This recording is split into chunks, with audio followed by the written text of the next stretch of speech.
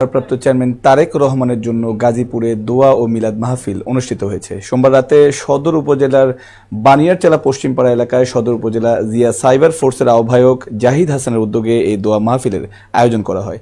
অনুষ্ঠানে সদর উপজেলা বিএনপির আহ্বায়ক সদস্য বাতেন বিএসসির সভাপতিত্বে উপস্থিত ছিলেন সদর উপজেলা বিএনপির সদস্য সচিব আবু বকর সিদ্দিক, জেলা বিএনপির আহ্বায়ক সদস্য জয়নাল আবেদিন রিজভী। এছাড়াও উপস্থিত ছিলেন জেলা যুবদলের যুগ্ম আহ্বায়ক কাউসার আহমেদ মোল্লা, শরীফুল ইসলাম শরীফ, ভাওয়ালগড় ইউনিয়ন যুবদলের সদস্য সচিব রফিকুল ইসলাম রবিন সহ বিএনপি ও অঙ্গ সংগঠনের নেতাকর্মীরা।